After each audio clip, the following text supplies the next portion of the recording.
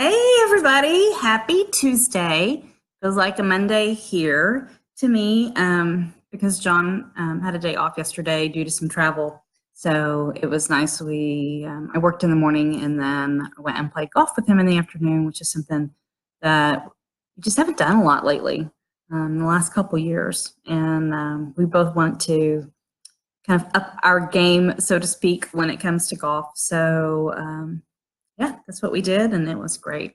Didn't play great, but it was golf, and it was a beautiful day. So hey, so I haven't done very many Facebook Lives, so I'm still kind of learning how it all works. But on the ones I have, I've gotten great feedback that people like this format. I like being able to ask me questions and pop in and say, what's going on. So rather than just go on and on as we wait for people to get here, because you can join at any time. And the best thing is, because Facebook saves it, you can watch it at any time too. So I wanted to share, every year since I've started my coaching practice, I write a blog post about kind of birthday reflections, the lessons I've learned in the last year. And this year I turned 51 on Saturday.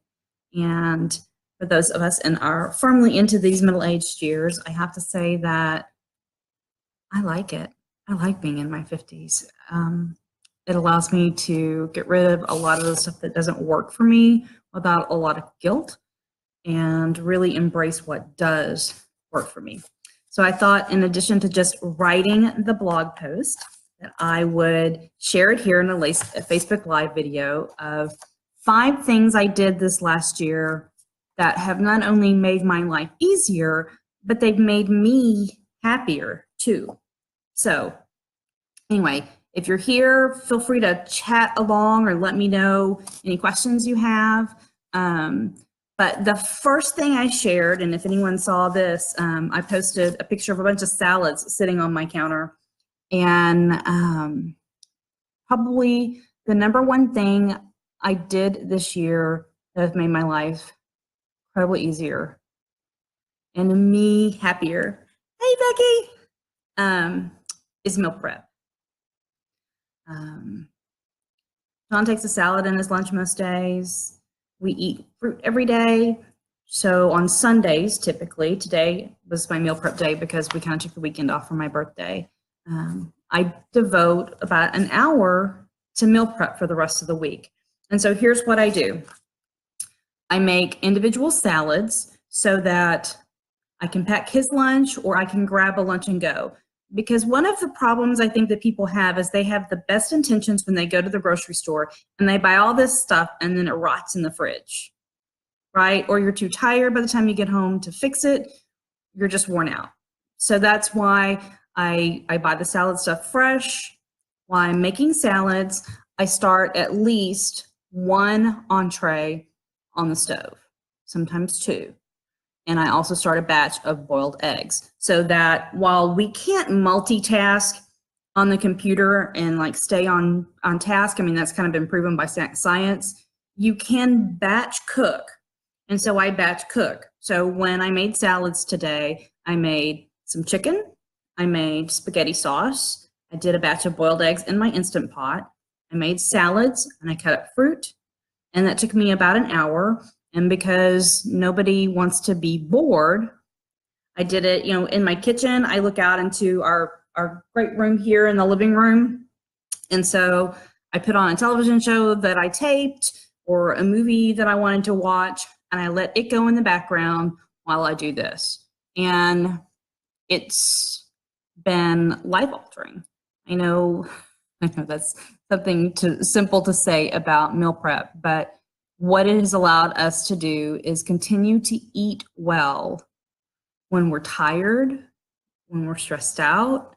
It's kept me from surviving on coffee and then some potato chips midday when I realize, I haven't got a chance to eat.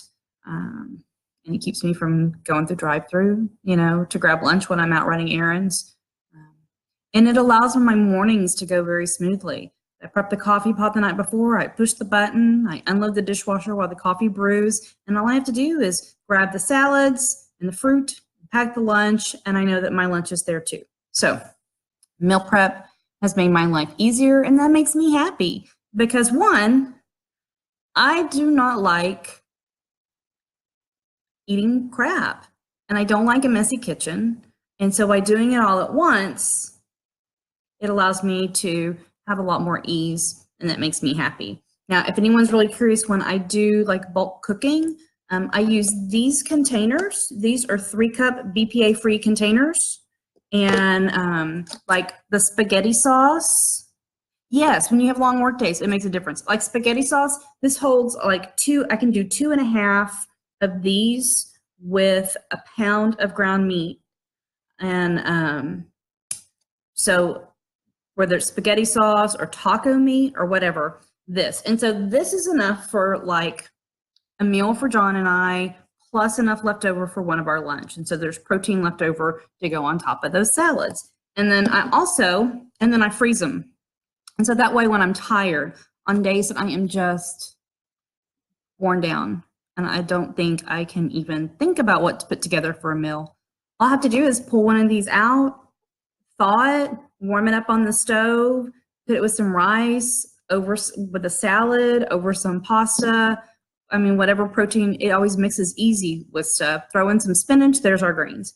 I also use these small containers, and I think these are about a cup or half a cup. I don't know what size they are, but they're little tiny, you can compare.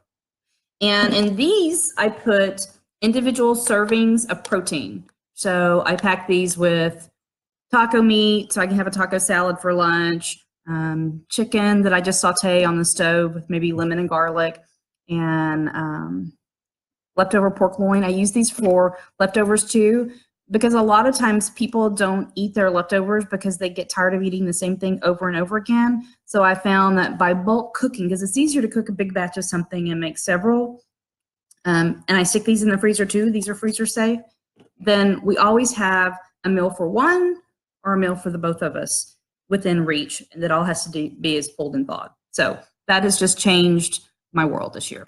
So 2, other thing that has made my life easier and happier is I have curated relationships with everybody in the service industry that I come in contact with.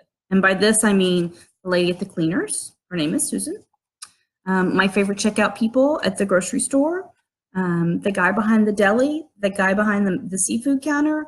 I learn their names.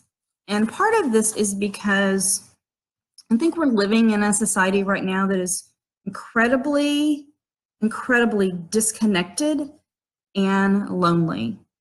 And I think that we all need a little human touch and a little human contact. So by taking the time to pause, to ask them how they are, to treat them like they're human, because I think we're all, again, desperate for that connection. Then I learn a little bit about them over time, and they learn a little bit about me. And it's one of those things that it's a two-way relationship. When I'm having a bad day, I can go and run any of these errands that we have to do to survive, whether it's the dry cleaners or the grocery store or the post office. And because there's a familiar face there, they recognize me, I recognize them, I have a nice conversation, and it's just that human touch that I think that we're all kind of missing. So that's one of the ways I've changed my life to be easier and happier, is I'm curating relationships with the people that I come in contact in that casual way.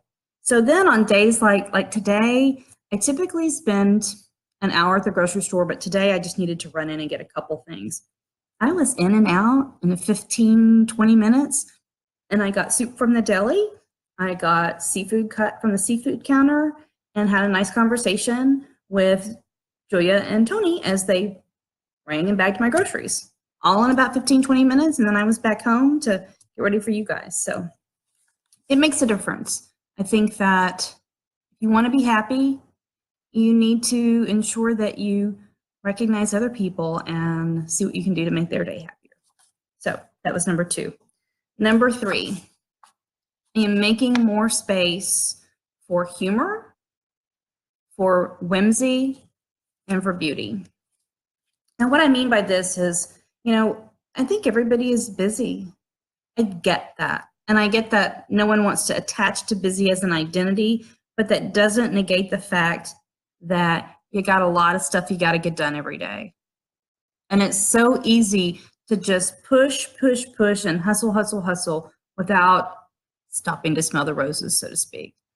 So by making space for noticing beauty, for bringing flowers into the home, like right now I've got flowers for my birthday and for Mother's Day still, bringing flowers into my home, taking the time to like plant nice flowers at the curb, to take a day and stop by the chocolate shop and buy one exquisite piece of chocolate, or go to Starbucks and sit and watch.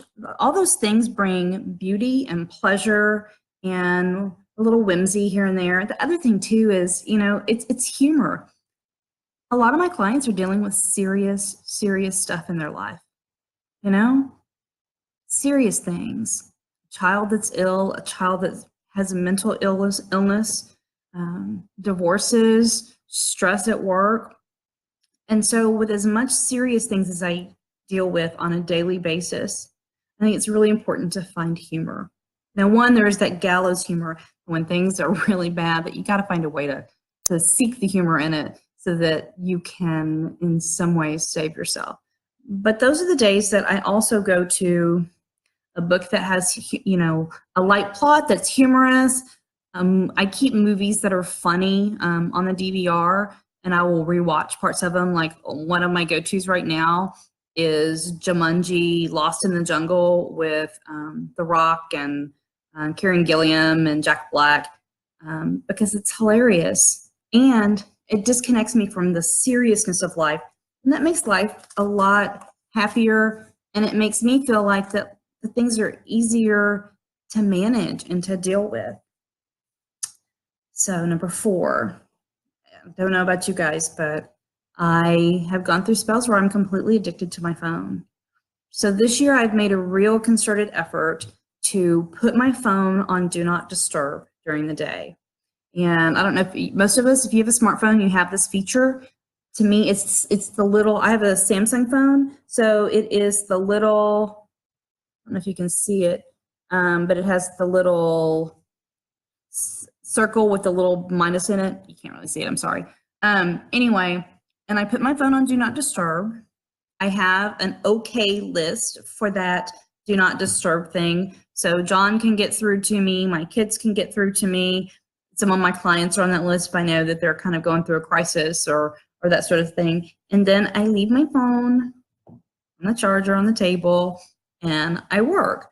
I don't get notifications of Instagram or email or any of that stuff popping up. And what that's really allowed me to do is stay more focused. When I'm focused, I'm more productive, and that makes me happier. And so by not being distracted by my phone and all the dings and things like that, it's made my life a little easier. I also don't charge my phone in my bedroom. And I know you probably read this a million times. We have the wireless chargers for our phone. I've got a charger in my office, and we have a charger here in the living room. So it's one of those things, sometimes both of our phones need to be charged, and we just change them out with each other, and we leave them there. So that's number 4. So the last thing I've really done this year that's made my life a lot easier and more than a little happy is that I'm always open to learning new things, to continue to curate that sense of curiosity.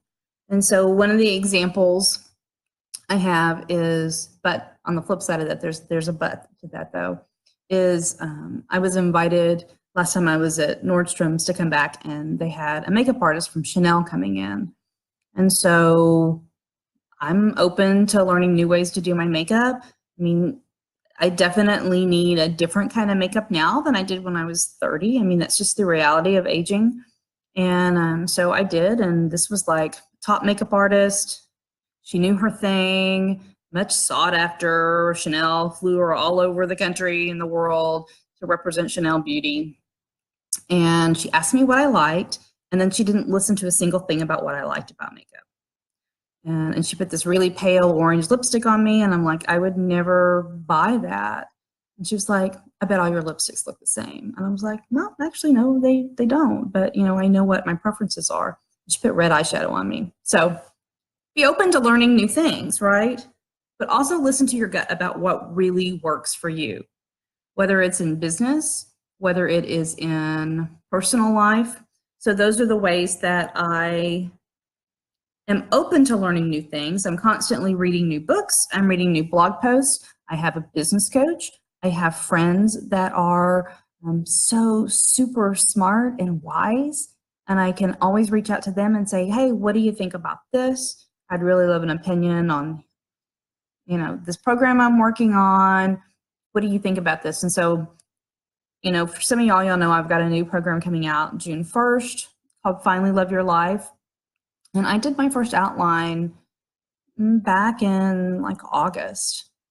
And so that outline has been back and forth to super, super smart women that I know are in touch with what's going on out there in the world and understand what people are needing and craving and hungry for.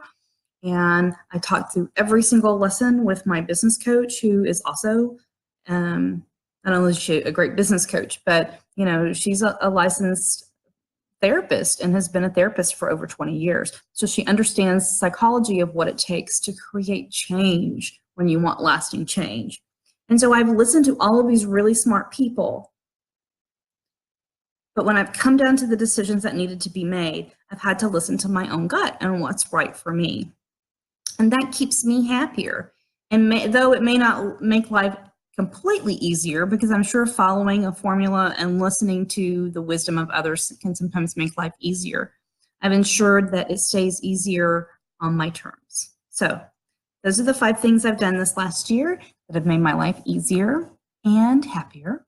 So does anybody have any questions or comments or thoughts that they'd like to add?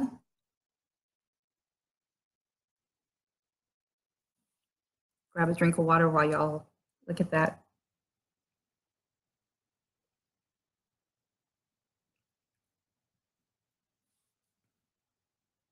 If not, I'm not going to keep you for long. What I really love about these is we can kind of get in and get out.